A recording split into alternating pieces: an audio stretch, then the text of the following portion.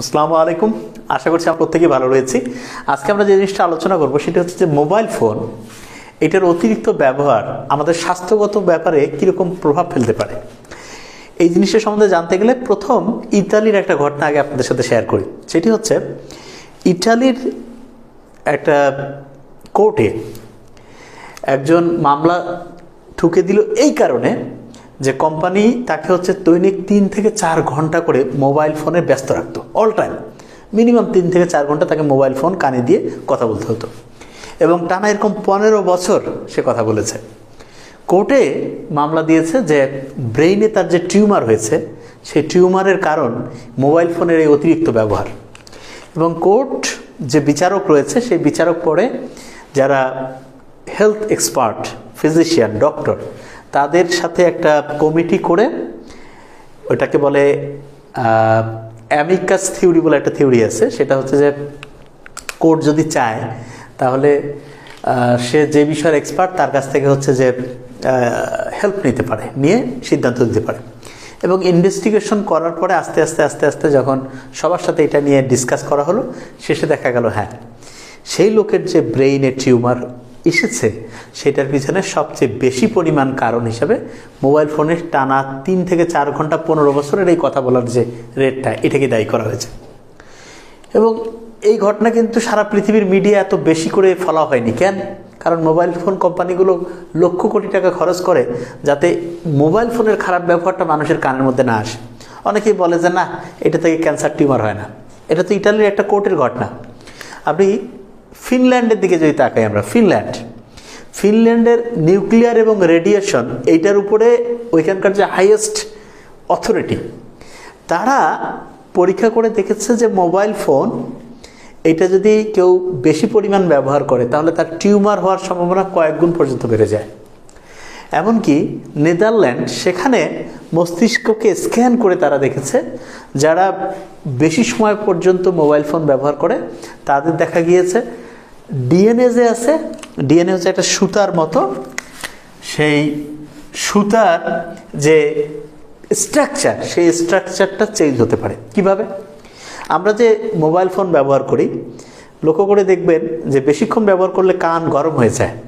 এবং mobile phone যে কোম্পানিগুলোর মাধ্যমে চলে সেখানকার যে টাওয়ারগুলো তারা ব্যবহার করে, সেই টাওয়ারের যে ফ্রিকোয়েন্সি, রেডিও অ্যাক্টিভ যে ফ্রিকোয়েন্সি, তার মান হচ্ছে প্রায় 300 মেগাহার্টজ থেকে 3 গিগাহার্টজ পর্যন্ত।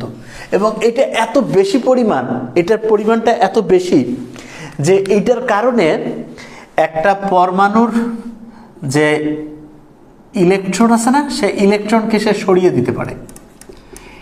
এই 300 মেগাহার্টজ থেকে 3 গিগাহার্টজের যে তড়িৎচুম্বকীয় তরঙ্গ, এইটার মাধ্যমে কি করতে পারে? এটার মাধ্যমে এমন হতে পারে যে সে ইচ্ছে করলে একটা পরমাণু থেকে ইলেকট্রন সরিয়ে দিতে পারে। এবং পরমাণু থেকে যখন ইলেকট্রন সরিয়ে দেয় তখন সেইটার স্ট্রাকচারের মানে গঠনের যে পরিবর্তন, সেটা ডিএনএর মধ্যে পরিবর্তন হয়, সেটাকে বলে মিউটেশন বলে।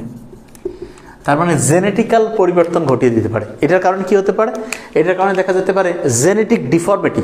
তার মানে অনেক ক্ষেত্রে দেখা যায় না এখন যে সন্তান জন্মের সময় বিভিন্ন রকমের জন্মগত ত্রুটি নিয়ে জন্ম নিচ্ছে, এইটার পিছনে একটা বড় কারণ কিন্তু হচ্ছে এই মিউটেশন। এটা খুব ভয়ঙ্কর। আচ্ছা, তাহলে আমরা 3টা ঘটনা শেয়ার করলাম। একটা হচ্ছে ইটালিতে, সেখানে এই ঘটনাটা ঘটেছে যেখানে আদালতের মাধ্যমে পরবর্তীতে ইনভেস্টিগেশনে জানা গেল যে হ্যাঁ, ব্রেন টিউমারের কারণ হয়েছে। তারপর ফিনল্যান্ডে দেখা গিয়েছে ব্রেন টিউমারের কারণ।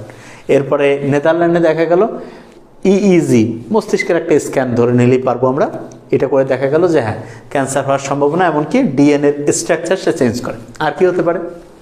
আপনি একটু কমনলি চিন্তা করে দেখুন তো, মোবাইল ফোন যখন কেউ রেগুলার ব্যবহার করে বেশি সময়, তখন তার কিন্তু ঘুম ঠিকভাবে আর আসে না। এরপরে কি হয়? মনে রাখার যে দক্ষতা সেটা কমে যায়, পড়াশোনায় যে মনোযোগ দেওয়ার দক্ষতা সেটা কমে যায়। এরপরে হচ্ছে যে মানে সারা শরীর ম্যাচ করে, খাওয়ার রুচি কমে যায়, কিছুই ভালো লাগে না এরকম। এবং এগুলোর পিছনে মূল কারণটা হচ্ছে এই যে মোবাইল ফোন শুধু কথা বলা, এটা তো একটা খারাপ আছে, অধিক সময় কথা বলা একটা খারাপ। আর মোবাইলে যে ইন্টারনেট, সেটা ব্যবহার করলে ডোপামিন ক্ষরণ হচ্ছে। কেউ 1 ঘন্টা ব্যবহার করছে, তারপরে 2 ঘন্টা, 4 ঘন্টা, 6 ঘন্টা, আস্তে আস্তে এমন হয়ে যাচ্ছে যে মোবাইল ছাড়া সে থাকতেই পারছে না। তাহলে আমরা বুঝতে পারছি যে মোবাইল ফোন আমাদের মস্তিষ্কের জন্য ক্ষতিকর, ঘুমের জন্য ক্ষতিকর, আমাদের হচ্ছে মনে রাখার দক্ষতা কমিয়ে দেয়, এরপরে হচ্ছে মেজাজ খিটখিটে করে দেয়। এবং এখন লক্ষ্য করলে দেখা যায় ছোট্ট বাচ্চাদের কিন্তু মেজাজ খুব গরম, খুবই গরম। কেন? কারণ অল্প বয়স থেকে বাবা মা না বুঝে মোবাইল দিয়ে দিছে, খাচ্ছে না, বাচ্চাকে ম্যানেজ করতে পারতেছে না, মোবাইল দিয়ে দিছে। বাচ্চা নিলে মানুষ করতে না পারলে এরকম করে মানুষ করার তো দরকার নেই। মানুষ করতে চাইলে ভালো করে মানুষ করেন। এটা কি মোবাইল আপনি দিয়ে দিচ্ছেন বাচ্চাকে, কার্টুন দেখাচ্ছেন, এগুলো কোনো সায়েন্টিফিক কাজ হতে পারে না। বরং বই পড়ান, কষ্ট করে আগে দাদি নানি যেভাবে মানুষ করছে আগেকার সময় সে অনুযায়ী মানুষ করেন, ফিউচার খুব ভালো হবে। আর এখনই দিয়েছেন হাইপার অ্যাক্টিভ হয়ে যাবে বাচ্চা, কিছুদিন পর দেখবেন সুইসাইড করতে যাচ্ছে। কথা শুনবে না তো। প্রথমে যদি আপনি একটু কষ্ট করেন সারা জীবন ভালো থাকবেন। তো সায়েন্টিফিক্যালি যে এভিডেন্সগুলো আসতেছে তাতে করে একটা জিনিস কনফার্ম বলছি, ইনশাআল্লাহ আজকে হোক কালকে হোক জানতে পারবেন যে মোবাইল ফোনের মাধ্যমে মস্তিষ্কের ক্যান্সার থেকে শুরু করে আরও কত সমস্যা। আর অনেকে বলতে পারে না এখনও তো প্রমাণ হয়নি। আপনাকে একটা জিনিস বলি, আপনাদেরকে আমি যদি বলি 1 গ্লাস ফরমালিনের জুস খাবেন, কেউ কবে না ভাই এটা তো বিষাক্ত। কিন্তু আজ থেকে মাত্র 20 বছর আগে 1999 সালে কানাডা ওরা হচ্ছে এটা নিষিদ্ধ করেছে, ফরমালিন স্বাস্থ্যগতভাবে ক্ষতিকর। FDA food and drug administration যে রয়েছে আমেরিকা, তারা 98-99 সালের দিকে তারাও হচ্ছে এটা ব্যান করেছে। তার আগে ফরমালিনকে নিষিদ্ধ করেই নেই। কেন? কারণ স্বাস্থ্যগত নাকি সমস্যাই নেই। একটা জিনিস যে প্রবলেম তৈরি করে সেটা জানতে তো টাইম লাগে। আপনি এখনই চিন্তা করে দেখুন, কিছুদিন আগে WHO বললো না যে এই যে COVID-19 ভাইরাস বাতাসের মধ্যে ছড়ায় না, এই 4-5 দিন আগে আমরা জানছি এখন ছড়ায়। আরও সামনে কত কিছু জানবেন। বিজ্ঞানের আবিষ্কারগুলো তো কন্টিনিউয়াস চেঞ্জ হচ্ছে। এই কারণে কমন সেন্স কাজে লাগান। মোবাইল ফোন আপনি খেয়াল করবেন যতটা আপনার শরীর থেকে দূরে রাখা যায়, যতটা কম ব্যবহার করা যায়, অপ্রয়োজনীয় ব্যবহার একদম বাদ। আর পারলে বাসায় ল্যান্ডফোন, আমি তো নিজেও চিন্তা করছি সামনে ল্যান্ডফোন বাসায় রাখবো। ওই ল্যান্ডফোনের কথা বললে এখানে রেডিয়েশনটা আল্লাহর মতো এরকম হয় না, এটাই ভালো, স্বাস্থ্যকর। যখন মোবাইল ছিল না তখন আমরা বাঁচছি না।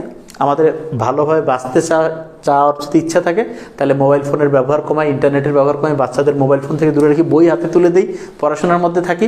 এবং বন্ধুত্বপূর্ণ লাইভ মানে এই আলোচনা, এটার উপর কিছু নাই। বন্ধুদের মধ্যে আলোচনা, সবাই মিলে আত্মীয় স্বজন মিলে গল্পগুজব।